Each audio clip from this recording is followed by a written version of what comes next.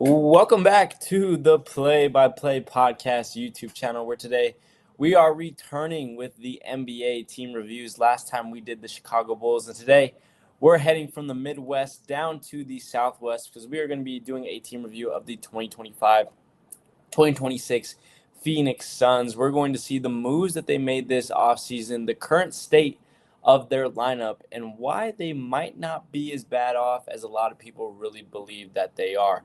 But real quick, before we get into the episode, I want to encourage you guys to go down below, subscribe to the channel, leave a like on the video, as well as commenting and sharing with your friends. And if you haven't already, go ahead and follow us on all social medias, that being TikTok, Instagram, and Twitter. All of those ads are going to be down below. We're on all of those social medias. You will get to see my latest reaction to the breaking news in the NBA, the NFL, and combat sports. We have a lot going on right now. The NFL season is in full swing. The NBA tips off in, I believe, almost less than a week at this point. And then we have UFC 323 coming up with Tom Aspinall versus Cyril Gane. So a lot of sports coverage coming your way. I can't wait to start busting out a lot of this content. But first, we got to cover the Phoenix Suns. So without further ado, let's not waste any more time.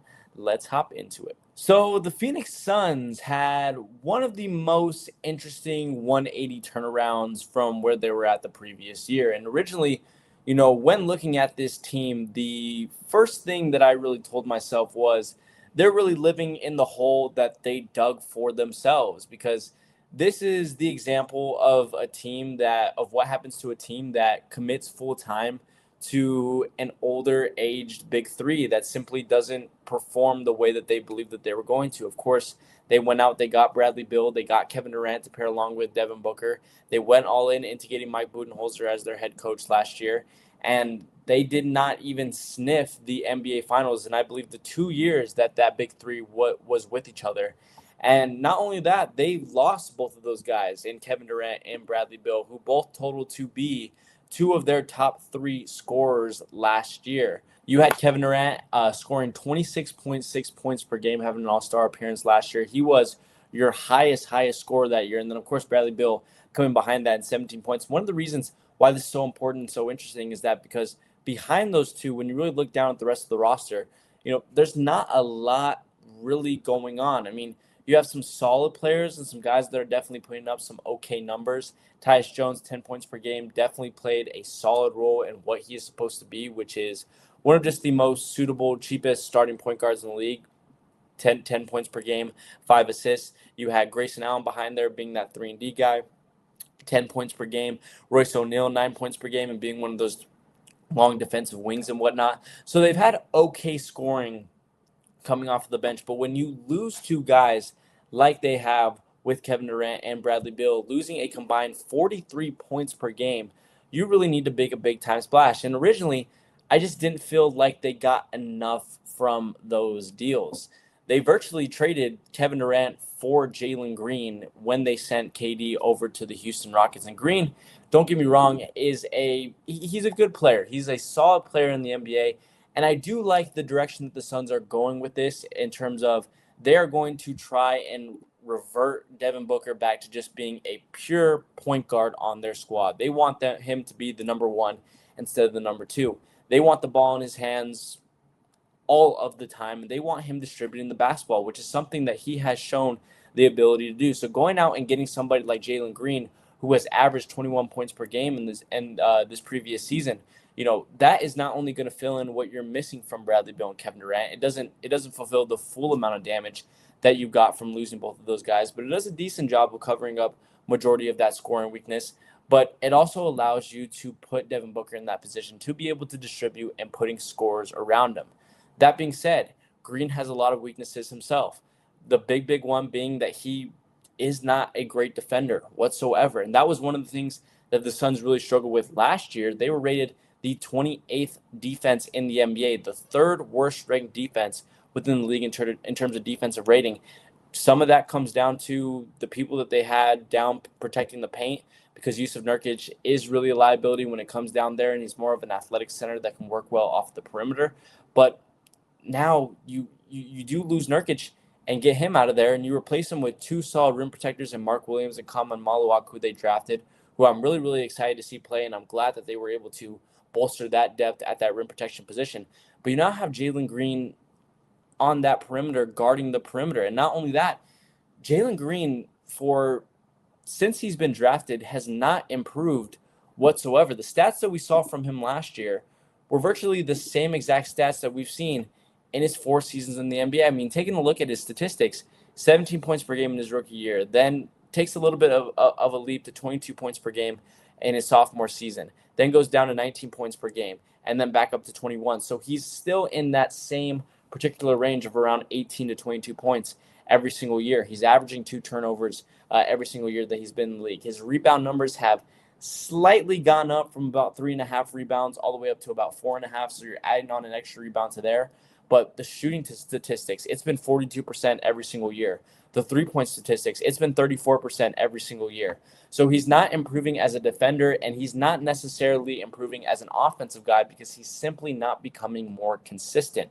And so, in a different situation with the distribution that Devin Booker can roll out, could that potentially change? And especially him, undoubtedly being the second main scoring option on board in a lineup where you don't have a ton of scoring and you're going to need him to go out and score 20-plus points per game. Because, if you're looking at the starting lineup, Devin Booker, Jalen Green, Ryan Dunn, Dillon Brooks, Mark Williams, that doesn't really equal a lot of high-time level scorers. So will he be able to level that up? Potentially, and you're hoping that he does. But right now, just as we're seeing it at face value, we're not seeing that progression from him, and that's something that is really, really concerning, especially when he's not necessarily a great defender.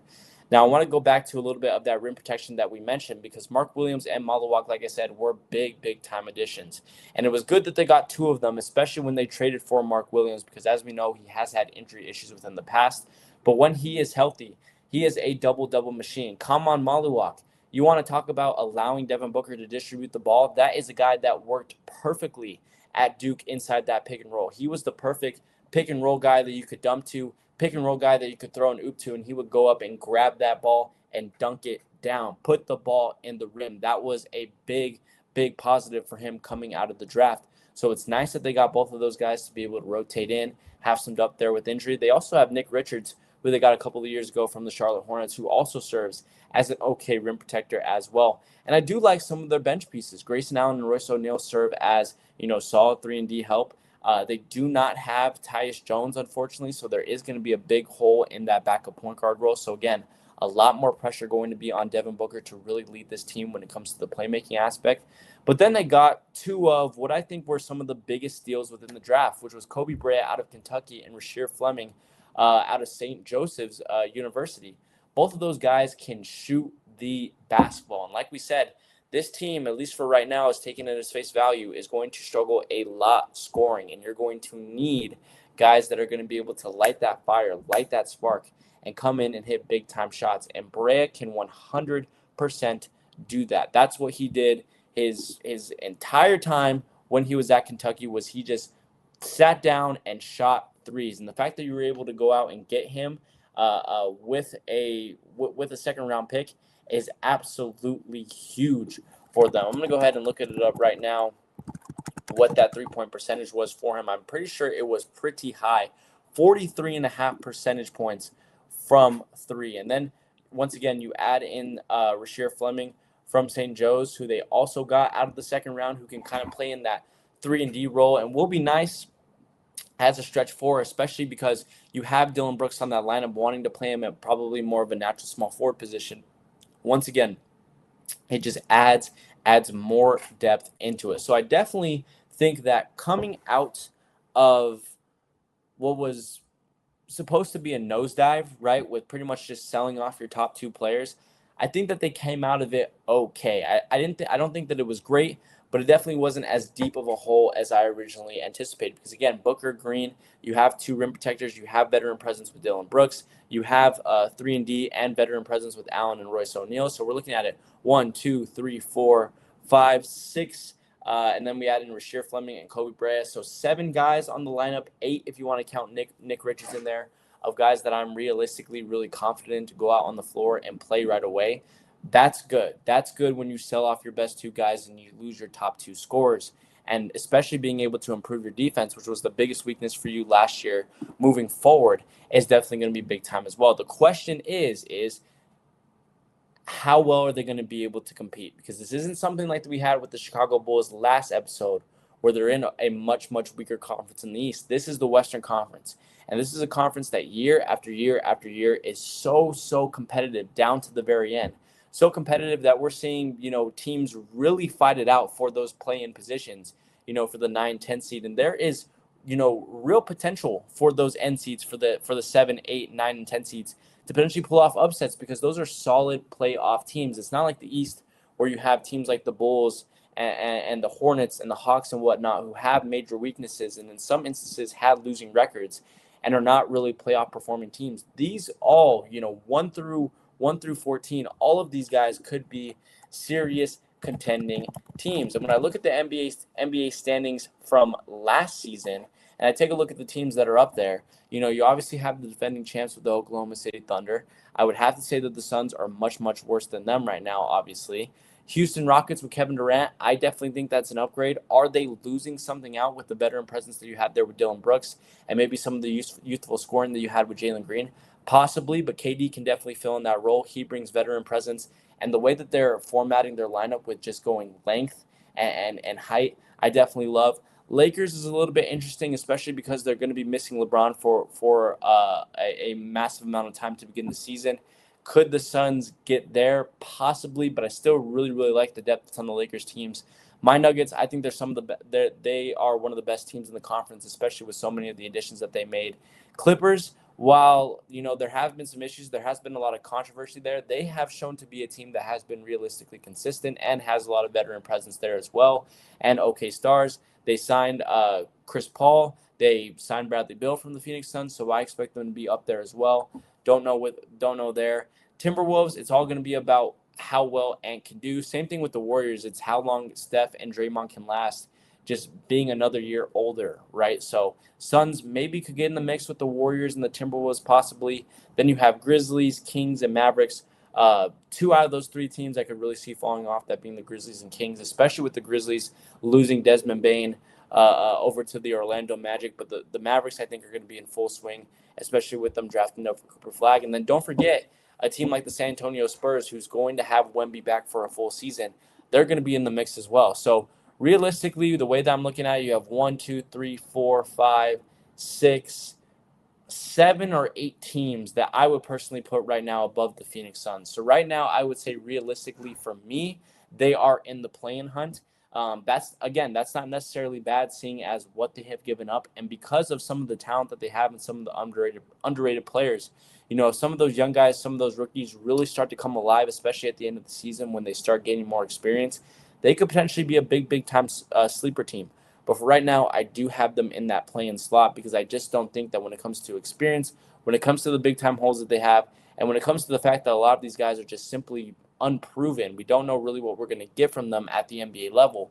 We're going to have to see them, a couple months into the season to really give a full scope into what they are going to be looking like. But I am still, not necessarily excited, but still going to be keeping my eye on this team. And I definitely think that's going to constitute for some fun play style. And I just hope that they can get this right. And if they don't, they need to really begin to start thinking about fully tearing this thing down and locking into guys like Jalen Green and Kama Maluak and Kobe Brea, and maybe giving away Devin Booker. I know that hurts because he's been there for such a long time. It's going to be over a decade by now that they've had Devin Booker. But number one, I hate to see Devin Booker's career being wasted away with little to no success outside of that finals run that they had where they lost to the Bucks in 2021.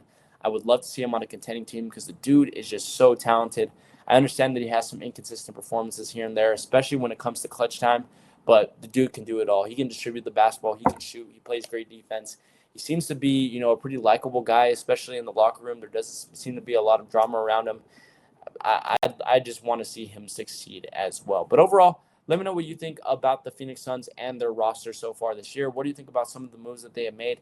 Do you think that they will potentially be within the mix to go out and compete for a playoff spot? And if they do end up making the playoffs, how far do you think that they could go if they end up having a surprise playoff run with a couple of upsets? Leave all of those down below in the comments, as well as subscribing, liking the video, and sharing with your friends. And if you haven't already, go ahead and follow us on all social medias, that being TikTok, Instagram, and Twitter. Like I said before in the beginning of the episode, on all those social medias, you will get to see my latest reactions to breaking news from the NBA, the NFL, and combat sports.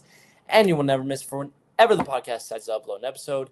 And without further ado, guys, that's all that I have for you guys today. I will see you guys on the next one. I hope that you guys have a fantastic weekend, and peace.